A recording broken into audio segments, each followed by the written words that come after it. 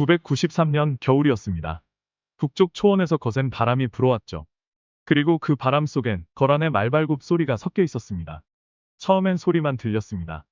하지만 얼마 지나지 않아 고려 땅을 실제로 짓밟기 시작했죠. 1010년 또 한 번의 침공이 있었습니다. 하지만 아무것도 얻지 못한 채 돌아간 거란. 그리고 1018년 그들은 마지막 칼날을 갈며 다시 내려왔습니다. 이번엔 고려를 완전히 무릎 꿇리겠다는 각오였죠.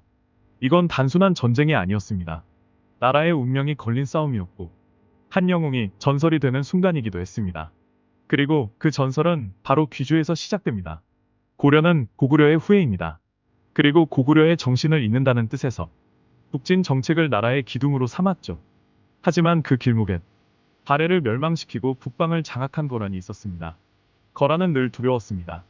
고려가 송나라와 손잡을까봐, 자신들의 등 뒤를 찌르지 않을까 걱정했죠. 그래서 그들은 세 차례에 걸쳐 고려를 침공합니다. 첫 번째 침공은 993년 서희의 기지로 피 한 방울 흘리지 않고 물리쳤습니다. 그리고 강동 6주를 얻었죠. 두 번째 침공은 1010년 강조의 정변을 핑계 삼아 쳐들어왔지만 역시 얻은 것 없이 돌아갔습니다.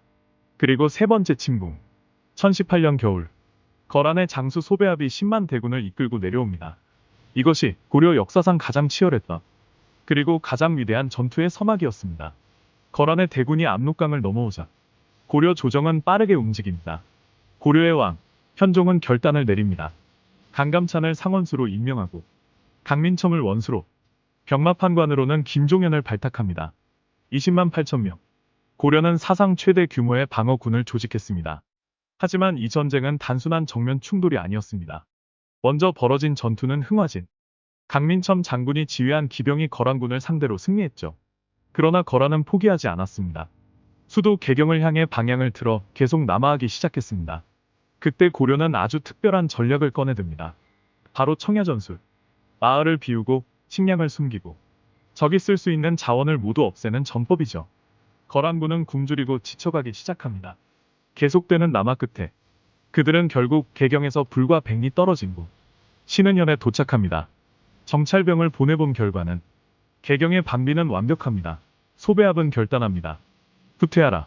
하지만 그 결정은 더 큰 비극의 시작이었죠.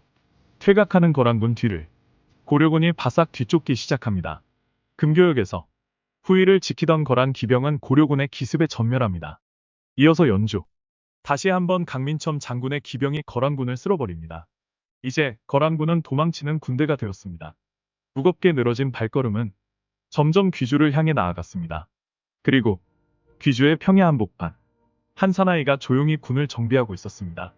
그는 강감찬, 고려를 지킬 최후의 사자였습니다. 그 곁에는 수만 명의 병사들이 숨을 죽이고 있었습니다. 모두가 알고 있었죠. 이것이 마지막 싸움이라는 걸. 그리고 1019년 3월 10일 그 싸움은 시작됩니다. 1019년 3월 10일 드디어 그날이 찾아왔습니다. 고려군과 거란군 두 대군이 귀주의 평야 한복판에서 마주했습니다. 이름 그대로 총력전이었습니다. 검은 구름이 하늘을 덮고 말발굽 소리가 대지를 울리던 순간 강감찬 상원수가 칼을 뽑아들었습니다. 지금이다. 돌격하라. 전장이 요동쳤습니다. 화살이 빗발치고 창칼이 부딪히며 불꽃이 튑니다. 양군은 그야말로 죽을 힘을 다해 맞붙었습니다. 어느 쪽도 쉽게 밀리지 않았습니다. 강감찬은 침착하게 병력을 운용했고 고려 병사들은 조국을 지키겠다는 단 한 마음으로 싸웠습니다. 하지만 전세는 여전히 팽팽했습니다. 그때 개경에서 출격한 김종현의 기병대가 거란군의 후방을 급습합니다. 거란 진영에 혼란이 퍼지기 시작했습니다. 병사들은 뒤를 돌아보다 앞을 놓쳤고 지휘체계는 점점 무너져 갔습니다. 그리고 마침내 연주에서 돌격해온 강민첨의 1만 4천 기병이 거란의 중심부를 정면 돌파합니다. 적을 포위하라. 한 놈도 놓치지 마라. 고려군은 삼면에서 그리고 기병대는 후방에서 완벽한 포위망을 완성했습니다. 거란군은 미처 대응할 틈도 없이 사방에서 몰아치는 고려군에 순식간에 붕괴됩니다. 칼을 버리고 갑옷을 벗고 살아남기 위해 도망치는 거란 병사들. 하지만 고려군은 멈추지 않았습니다. 강민첨의 기병은 발령까지 쫓아가 끝까지 적을 몰아붙였고 살아 돌아간 거란 병사는 수천 명에 불과했습니다. 귀주. 그곳은 거란의 무덤이자 고려의 영광의 땅이 되었습니다.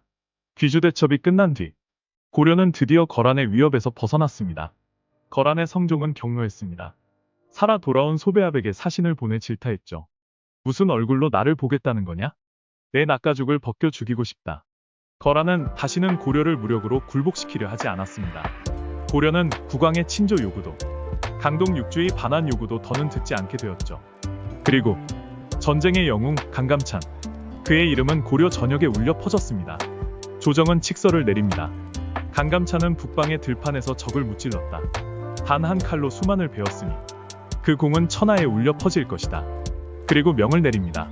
그의 얼굴을 공신각에 그려 후대에 전하라. 고려의 백성들은 그 초상을 보며 다짐했죠. 우리가 지켜야 할 나라, 우리가 이어야 할 이름은 바로 여기 있다. 역사는 잊지 않습니다. 외세의 침략 앞에서 두려워하지 않았던 고려의 병사들과 지휘관들, 그리고 그 중심에 있었던 사자, 상원수 강감찬 장군 감사합니다. 그리고 잊지 않겠습니다.